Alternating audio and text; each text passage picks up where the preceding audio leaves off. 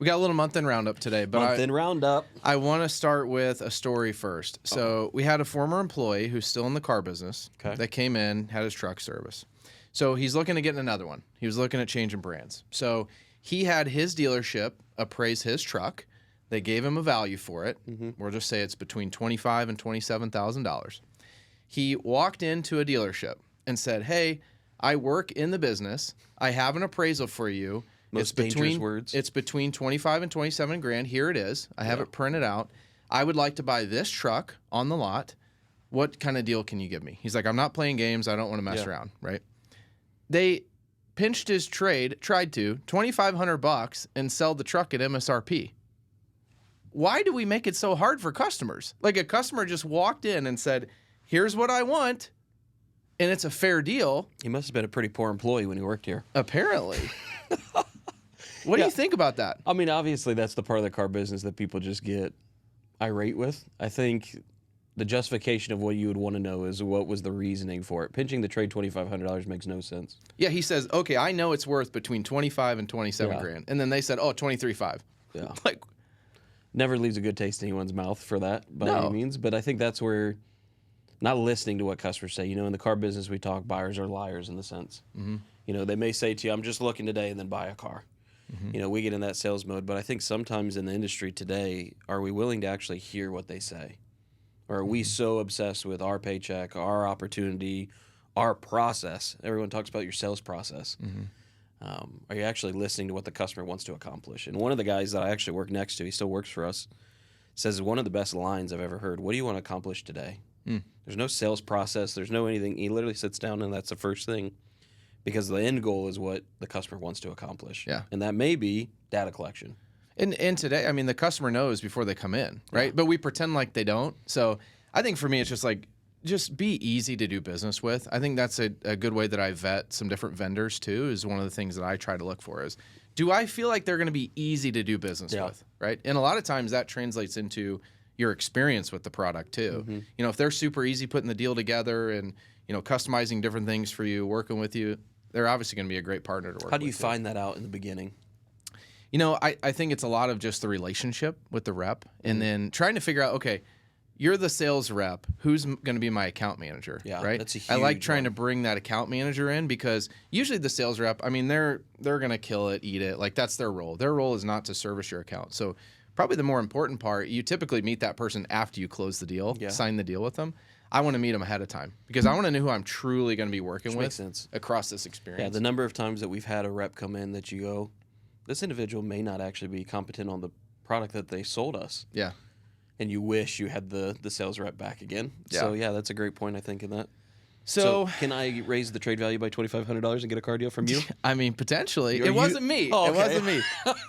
Sounds like someone's bitter about him and his wife's experience here. No, it wasn't me. But yeah, maybe we should look at it. I don't know. We'll see. I mean, I'm willing to call. That doesn't bother me one bit. I'll let you know. Cool. All right, so month-end roundup. Let's get into this. We're in the midst of it. Today's the 5th, so today's the day to get everything posted and done. So we got still some accounting entries. We're still losing money. Trust me, that's why laptops are up. Is we're still checking out all the numbers as they go live. The costs are still being entered. A payroll, it's going down and down and down and down. You know, nets look high on the first of the month, and they keep going down. The 3rd, the 4th, the 5th, they start getting worse. So how would you sum up your month at the Toyota store? Yeah, I think in Toyota world, kind of the anomaly still is we're still battling with inventory. I mean, I told my wife the other day, it's not fun selling cars right now at a Toyota store. So between just the number of units we're asked to do versus the number of units we can physically do, it's definitely frustrating.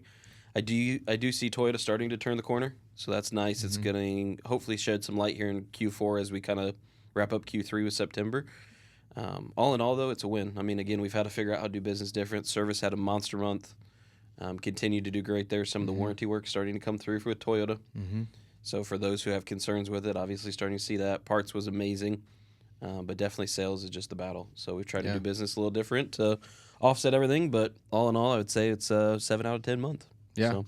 Yeah, and I think across some of the other brands, we have some brands that have really good inventory right now, and so it's becoming more of a volume game, and it's amazing to see how much that lifts everything, right? And so some of the brands that have really good dealer programs, if you're able to work those and sell your volume through it, can be extremely profitable. So I think we heard of some serious wins from some of the other stores within the group. Yeah, I mean, like all-time volume records, and maybe not the gross isn't there, but you're going to get that back-end manufacturer money. So you got to know the programs and you got to work them. I think from an overall fixed op standpoint, when we looked year over year, the used car volume hurt a little bit, right? So obviously getting tougher to acquire cars, the cost is getting higher. So I think that internal reconditioning is definitely down year over year, put us in a little bit of a hole, but we're seeing some good wins in customer pay, and then warranty. We've been diligent about getting some warranty rate increases and getting that proper reimbursement from the manufacturer. So overall, I think across all the brands is a little flat from fixed standpoint, but for a traditional August as well.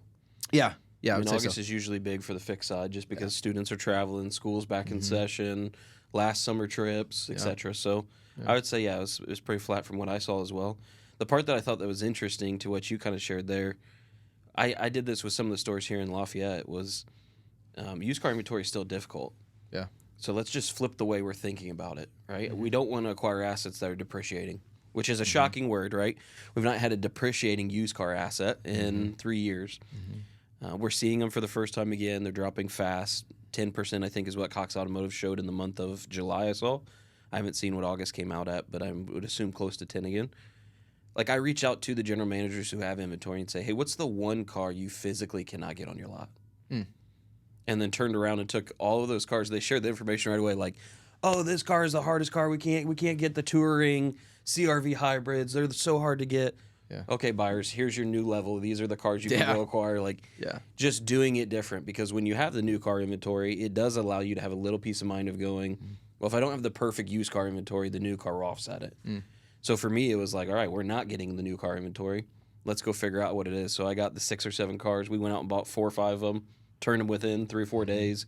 Didn't make front and gross on them because, again, they are hard to acquire, but picked up trade-ins, picked up financing, picked up those opportunities. Right. So, again, for us to stay for the year, we were right on our average number of used car retail units. Just play the game different. Yeah. Again, it feels so frustrating because you roll something out 90 days ago. This is where we're going with used cars. This is what we're doing.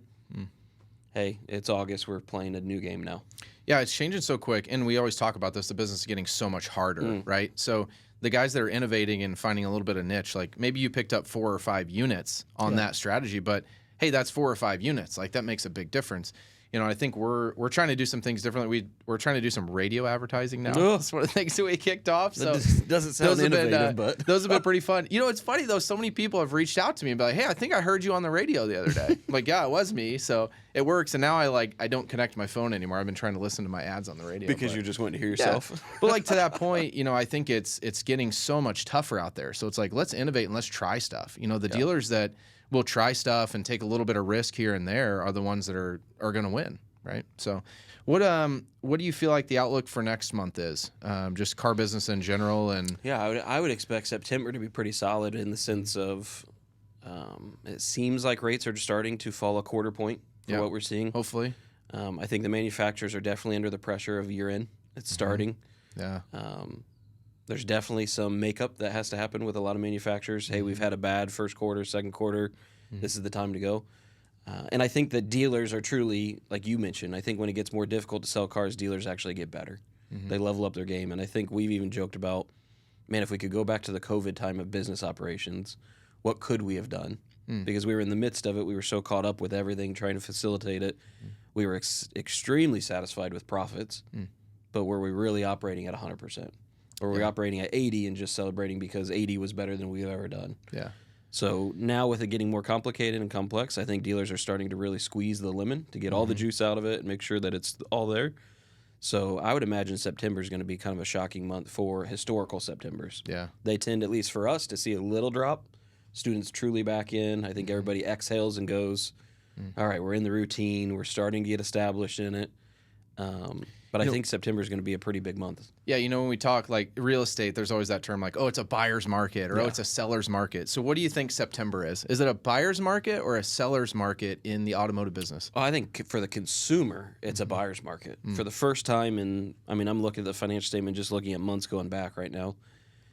Since maybe February, where we kind of still weren't at that full pinnacle of rate hike and where it kind of felt like doom and gloom. I think September is going to be a buyer's market. I think there's some serious deals you can get on inventory. All the manufacturers are playing the day supply game with the dealer partners. So I think if you're looking for the right vehicle, if you find the right vehicle, if you're willing to do some research, you're definitely going to get some serious discounts and opportunities. The used car market, if you're looking to buy one, you definitely can work a dealer. Yeah. Ask the questions, come in prepared. Austin's story in the beginning, I think here at Roman Toyota, a consumer who comes in with the data and the knowledge of what do they want to accomplish with the research that's realistic is always the most transparent deal you're going to get because, we love to use data. We love to use the analytics, use the market segment. If you come in and you provide that data with us, we're just going to expedite the sale for you. Okay. If you have true facts and you're flexible in those facts, we're going to make the deal fast and easy. Yeah. It's when you come in and you go, hey, I know what Kelley Blue Book says. It's $28,000 for my trade. I want 40. And you're going, what are we doing here? You're unrealistic. It's hey, here's my range. Yeah. I know kind of what it's worth. worth. And work a deal in there. Yeah. If you take care of your vehicle and you could justify why it should be more, that's great. If I don't have to put tires on it, that's even better. That means I can turn the car faster and I don't have to waste my time. Yeah. So we kind of talked about, interest rates flipping a little bit. I thought this was a really interesting stat. Monthly payment averages, $499 on used cars with an interest rate 10.7%. It's crazy. Yeah, that's almost sickening, isn't it? Yeah. But to the stocking strategy, if you're a dealer, right, why would you not stock to that payment range? No, if you're looking at used cars, that's the $20,000 market. 2025, no more than, which is almost impossible to buy. Yeah. So it's definitely really service drive, mining it, looking for that. I saw the other day, I think the average household in auto loans is paying $1,225 in America. So $1,225.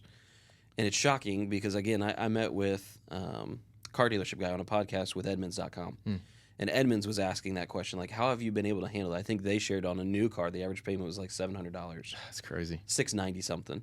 And I was like, truly, it's educating our staff to be sympathetic to it.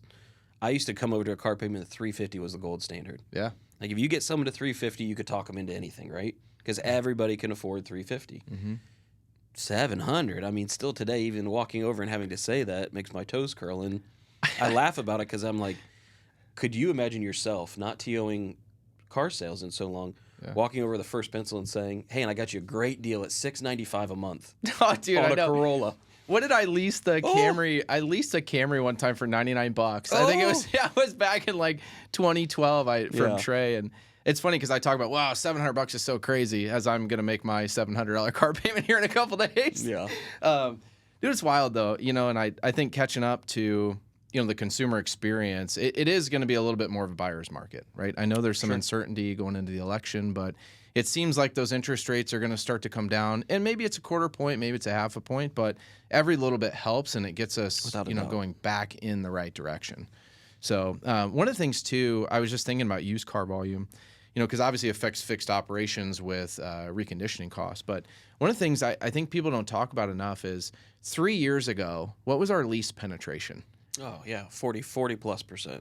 Right. And so some of those cars are starting to come off lease, but there's probably not as many as there used to be. Right. Yeah. So the next couple years, we're not going to have as many cars coming off lease. Right. Because I would assume the lease deals are not as attractive right now when you compare it to a purchase deal. No, not with interest rates. But to your point, to even show that, like, the number of individuals who extended their lease after maturity date are now starting to hit. And is that because of payment? So like they were locked into a lease payment 3 years ago of what? Yeah, 400. Whatever it may be. I think the last one we just had, which was a friend of ours, I think he was $395, and he extended 3 months, and he extended the second term of 3 months. Now you can't extend anymore, and he's like, I have to buy this out. And we're like, why would you not want a new car? You've extended. You're way over on miles. This thing's not worth what you're going to have to pay for it. Yeah. His comment was like, I can't afford a new car. Yeah. And I said, well, buy a used car. He's like, I can't afford a used car. Yeah. I'm like, so you're going to buy out a car that you know is not right for you and your family? He's like, well, we know the car, we trust the car, It's been our car, so we know everything wrong with it, right with it. We just financially have to afford it right now. Yeah. And I said to him, okay, in that scenario, at least do one thing for me. At least walk out of here with an extended warranty and gap insurance in the sense of you'll have peace of mind. And he truly said, he's like, I'll try everything I can, but we're so strapped right now. Yeah. We're in debt buy-down mode that we can't go down this path. Yeah. And I think he was able to come up with something. We worked with him to obviously set up him and his family, but it's just that conversation. I think everybody being strapped financially going, Yeah. hey, we've extended ourselves. Everything's been the gravy train. What does it look like? And I think this is historically normal for September. Yeah. Because, again, just looking back, this is the comment we always have in our sales team is like, look at your internal house and how you operate. And me and my family tend to spend a ton of money around Christmas. Yep. Then not spend anything for January, February, and we get miserable because the weather's terrible and it's cold and it's Indiana. March comes, we get excited, spring break, let's go travel, spend some money. Then the grass starts growing, let's do this, let's do that, let's take this trip, let's go play golf, I need a new golf driver. Oh, the kids are back in school.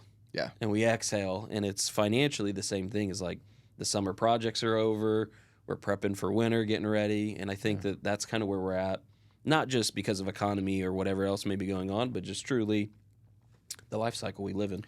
Yeah, and and to your point, people are keeping cars longer, so they're needing repairs. They're needing bigger repairs. Budgets are strapped. I think one of the best partnerships we have right now is with Sunbit. Sunbit's been an awesome option for customers. They can finance a repair out to 18 months. Most customers get approved the first 3 months with 0%, and so we've really seen an uptick in sales because of that. But For sure. it's also a good service to the customers because, like you said, a customer that may have traded that car in, well, they're locked into a nice payment with a low interest rate, kind of like I am with the van. I just want to keep servicing that thing. Yeah. And the Sunbit allows them a lot of flexibility. So we've definitely seen some success with that. It's been an amazing program. You just mentioned it, and it was just ironic because this morning I had a text message from a customer who had an $1,100 bill in service, and they knew they needed it done. And if they drove off the lot, we were going to make them sign the waiver that says, hey, we are telling you the car is unsafe to operate. Yeah. And that if you drive off the lot, we just want to make sure that you sign this stating you know that we have communicated it. It's not a liability sense in that as much as it is just a communication form. Yeah. And our concern was that, and the customer said, well, I just physically cannot pay for this. Yeah. And we walked down the Sunbit path, and they were like, this is the greatest thing, because I was asking for 2 months. Right. Like, can I pay this over today, pay half, right. pay the other half next month? And it set up a program for them to extend it even further, Yep. give them the flexibility. Obviously, they leave here saying how great we are, and it has been a really cool program to be able to walk through somebody, educate the consumer about their options. They can pay today or they can pay over however many months they qualify for, and just kind of, again, meet the customer where they need to be. Yeah. Versus saying, we're going to cut your trade $2,500. I know. So September outlook again. What are you working on with the staff? What do you feel like is your bullseye for the month of September? Yeah, I don't know. This is where I think we're different. Again, I've been blessed. We've talked about it through the podcast. I've been in the store for 10 years. General manager for 5, so this will be going on year 6 of it. I don't know so much if I'm looking at a September target as much as if I'm starting to prep already for 2025 selling season. Wow.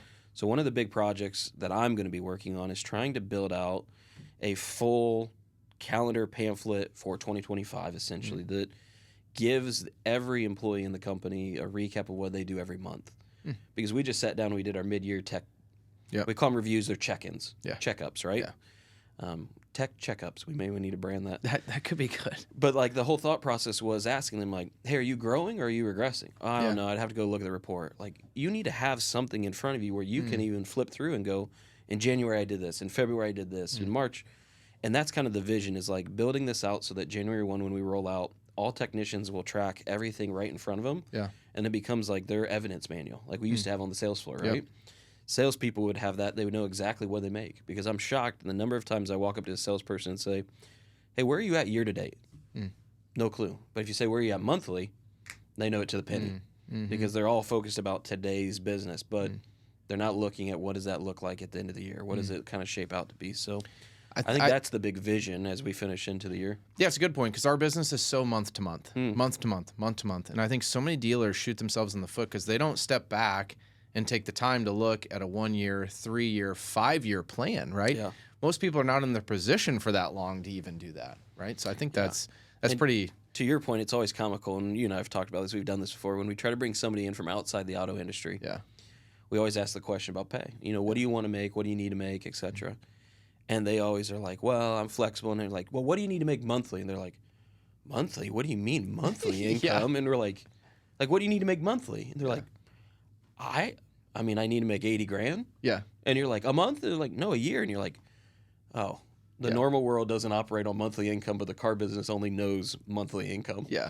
Like if I went to buy a house and they said, what's your income? I would tell them what I made monthly. Yeah. Because of the car business and the industry and everything. So it definitely would be something where the shift is there, that we are a sick business, 30 days and done. Yep. Overall, I think for us, the number one talking point is truly in the car business right now, month-end recap, it's just accuracy. Right now, because everything is so tight, the thresholds, is your accounting accurate? Is your costing on every car deal accurate? Is your service costing accurate? Yep. Is everything closed immediately? Does it only open one time and not 2, 3, 4 times because there was a costing adjustment? Yeah. And I think I'm probably hypersensitive, since it is the 5th, to costing being accurate, because to your joke at the very beginning, you post this and then payroll hits and it drops, and then cost adjustments a drop, and then you have policy that drops because we said take the car over to service and we'll put a new tire on it, and nobody accounted for it. And I think that's the big focal point, is can we have an auto industry that makes one entry and only one entry? And the answer is no. No. But Pipe dream. again, if we keep focusing on that, we're only going to get cleaner data. Pipe dream. Pipe dream. Fake news. I love it. So that was our first month-end roundup, so pretty good. We'll look forward to September's month-end roundup, so hopefully it's a great September, because if it's a terrible September, this month-end roundup's going to look awful. Yeah, it could be bad. But we'll be sure to like and comment and subscribe. Appreciate everybody for all your support. So until next time.